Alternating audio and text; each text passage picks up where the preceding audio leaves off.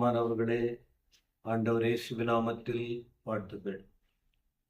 தேவ கிருபையினால் 21 நாள் ஜெபம் ஆலயத்தில் நடக்கிறது. கடந்த நாட்களில் 8 நாட்கள் உங்களுக்கு 10 நிமிட செய்தியை அப்போஸ்தல நடபடிகளிலிருந்து அறிவித்திருக்கிறோம். இந்த முறை ஆண்டவர் உணர்த்தினார். இது அருமையான சத்தியம். இது விளக்கமாய் வார்த்தையாய் சொன்னால் அவ்வளவு ஆசீர்வாதமான கருத்துக்கள், வார்த்தைகள் இருக்கிறது. ஆனால் இந்த ஒரு 10 நிமிடம் உங்களுக்கு சொல்ல வேண்டிய நிலை இருப்பதினால் கொஞ்சம் தான் உங்களுக்கு சொல்லுகிறோம். இப்போ நேற்றைய தினம் ஞாயிற்றுக்கிழமை, இன்றைக்கு திங்கட்கிழமை. இந்த ரெண்டையும் சேர்த்து ஒரு 10 நிமிஷம் இன்று சொல்லுகிறேன். 9ஆம் தேதியும் இன்று 10ஆம் தேதியும். உண்மையற்ற வாழ்வின் எடுத்துக்காட்டு இதுதான். உண்மை உள்ளவர்கள் இருக்காங்க, உண்மை இல்லாதவர்கள் இருக்காங்க. உண்மையாய் இருந்தால் ஆசீர்வாதம், உண்மை இல்லாவிட்டால் வாழ்க்கையில் பரிதாபம், பிரச்சனை என்பதை நாம் புரிந்து கொள்ள வேண்டும். அப்போஸ்தல நடபடிகள் 5ஆம் அதிகாரத்தில் ஒரு சம்பவத்தை பார்க்கிறோம். 5ஆம் அதிகாரம் 1-2 வசனம். அனனியா என்ற ஒருவன், சப்பீராள் என்ற ஒரு பெண், கணவன் மனைவி, இவர்கள் இருவரும். இப்ப இந்த 2 பேருடைய செயலை நீங்கள் பாருங்கள்.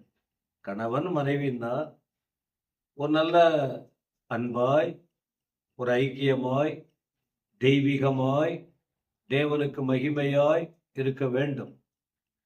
ஆனா இந்த 2 பேரும் நீங்க பார்க்கும்போது இவர்கள் 2 பேரும் சேர்ந்து பொய் சொல்ற மக்களா இருக்காங்க. பொய். அனனியா என்னும் பேருள்ள ஒருவனும் அவனுடைய மனைவியாகிய சப்பீராளும் தங்கள் காணி ஆட்சியை விற்றார்கள். நிலத்தை விற்கிறாங்க. இதற்கு முன்பு ஆண்டவர் கிரியை செய்த பிறகு அப்போஸ்தலர் எல்லாரும் வித்துட்டு அப்போஸ்தலர் பாதத்திலே கொண்டு வந்து வைத்தார்கள்.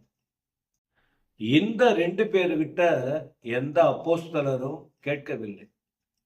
உங்க நிலத்தை கொண்டு வந்து வித்துட்டு என்கிட்ட கொடுங்க, நாங்க ஊழியம் செய்ய போறோம், கேட்கல. இவர்களே மனம் வந்துதான் செஞ்சாங்க. அவங்க சொந்த இடம் வித்தாங்க. ஆனா 2ஆம் வசனம் சொல்லுகிறது, தன் மனைவி அறிய அவன் கிரயத்தில் ஒரு பங்கை வஞ்சித்து வைத்து ஒரு பங்கை கொண்டு வந்து அப்போஸ்தலர் பாதத்தில் வைத்தான். ஒரு தப்பு பண்றார் கணவன் தப்பு பண்றான். அனனியா தப்பு பண்ணுகிறார். நிலத்தை விற்கிறாங்க. அதை முழுமையா கொண்டு வந்து ஊழியக்காரன் பாதத்துல வைக்கணும்.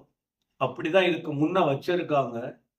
ஆனா இவன் அதுல ஒரு பங்கை வஞ்சித்து வைத்து, ஒரு 10 லட்சம் அப்படின்னு வைத்துக் கொள்வோமா, 10 லட்சத்தையும் கொண்டு வந்து வைக்கணும். ஆனா அவன் மனைவிக்கு தெரிஞ்ச 5 லட்சத்தை தனக்கு வச்சுக்கிட்டு 5 லட்சத்தை கொண்டு வந்து வைக்கிறான். இது சரி வச்சுட்டான். அப்ப மனைவியும் கணவனும் 2 பேரும் என்ன செய்யறாங்க பாருங்க. 3வது வசனம். பேதுரு அவனை நோக்கி, அனனியாவே, நிலத்தின் கிரயத்துல ஒரு பங்கை ஏன்பா நீ ஏமாத்தி வஞ்சித்து வைத்த? பரிசுத்த ஆவியினிடத்தில் பொய் சொல்லும்படி சாத்தான் உன் இருதயத்தை நிரப்பினதென்ன? பொய் சொல்லுகிறான். பொருள் அவனதுதான், அவன் இஷ்டம்தான், அவன் விற்க வேண்டிய அவசியமே இல்லை. அதை வித்துட்டு பாதியை வச்சுக்கிட்டு பாதியை கொண்டு வந்து வைக்கிறான். பேதுருகிட்ட யாரும் சொல்லலை. பேதுரு ஒரு அபிஷேகம் பண்ணப்பட்ட மனுஷன். ஆனா பேதுருக்கு தெரிந்தது. அவர் சொல்றாரு, ஏன் ஏமாத்துனீங்க, ஏன் வஞ்சித்து வச்ச? நீ யாருகிட்ட போய் சொன்ன? ஆண்டவர்கிட்ட போய் சொன்ன. பொய் எவ்வளவு ஆபத்து பாருங்க. ஒரு ஒரு நபர் என்றால் உண்மையா இருக்கும், உண்மையை பேசணும், பொய் சொல்றோம். ரைட்டு. இந்த பொய் சொல்றதுக்கு இருதயம் நிரப்பப்பட்டது யாருன்னா சாத்தான். ஏன்னா யோவான் 8:44 படிக்கிறோம், அவன் பொய்யனும் பொய்க்கு பிதாவும். பொய்க்காரன் நல்லத விரும்புறதில்லை. ஒரு தேவ மனுஷன் இருதயத்துல வந்துட்டான், சாத்தான் நிரப்பினான். அப்ப பேதுரு என்ற ஊழியக்காரன் என்ன சொல்றாரு பாருங்க, இதை விற்கிறதுக்கு முன்ன உன்னுடையது தானே, அதை விற்ற பின்பும் அந்த கிரையும் உங்ககிட்ட தானே இருந்தது. நீ உன் இருதயத்தில் இப்படிப்பட்ட எண்ணம் கொண்டது என்ன? நீ மனுஷனிடத்தில் அல்ல, ஏங்கிட்ட நீ அல்ல, தேவனிடத்தில் பொய் சொன்னாய். அவ்வளவுதான். ஊழியக்காரர் சுட்டி காட்டுறாரு. அடுத்த வசனம் பார்த்தீங்கன்னா, நீ தண்டிக்கப்பட போகிற, நீ சாக போகிற, உனக்கு பிரச்சனை வரப்போகுது அப்படியெல்லாம் சொல்லல. இருக்கிற விஷயத்த தேவ ஊழியனுக்கு தெரிந்து ஆவியானவர் உணர்த்தி காட்டி சொன்ன போது அவ்வளவுதான். அனனியா இந்த வார்த்தைகளை கேட்கவே விழுந்து ஜீவனை விட்டார். இதை கேட்ட யாவருக்கும் பயம் வந்தது. இந்த வார்த்தையை நீங்க கவனிக்கணும். உண்மையற்ற வாழ்வுக்கு ஒரு எடுத்துக்காட்டு. சரி, புருஷன் தப்பு பண்ணிட்டா, அந்த தவறின் முடிவு மரணம். இதை நம்ம இந்த வேதத்துல பார்க்கிறோம். வாலிபர்கள் எழும்பினாங்க, அவனை கொண்டு போயிட்டு அடக்கம் பண்றாங்க. ஒரு கணவனின் முடிவு தீமையாய் முடிந்தது. அவர்கள் செய்த தவறுக்கேற்ற தண்டனை அனுபவிச்சுட்டான். இப்போ அடுத்த வார்த்தை பாருங்க, 7ஆம் வசனத்துல ஒரு 3 மணி நேரம் கழிச்சு அவனுடைய மனைவி வர்றாங்க. இப்ப நடந்தது அவனுக்கு தெரியல.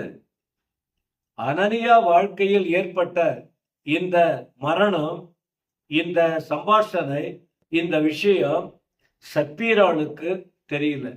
அறியாமலே உள்ளே வந்தான். பேதுரு இருக்கிற இடத்துல வந்தான். பேதுரு அனனியா கிட்ட கேட்டது போல பேதுரு அந்த சப்பீராளை பார்த்து, நிலத்தை எவ்வளவுக்கு விற்றீங்கன்னு கேட்கல, இவ்வளவுக்கு தானா விற்றீங்க. அப்ப அந்த பெண்ணு யோசித்து இருக்கணும், என்ன இதை போல ஒரு வார்த்தையை சொல்லுகிறாருன்னு. புரியல. இவ்வளவுக்கு தானா விற்றீங்க, எனக்கு சொல். அவளும் பாருங்க, அவள் இவ்வளவுக்கு தான் விற்றோம். பொய் பாருங்க. என கணவன் இவளுக்கு நேராதான் அந்த தப்பு செஞ்சான். ஆனா புருஷன் செத்து போனது மனைவிக்கு தெரியல. இவ்வளவுக்கு தான்.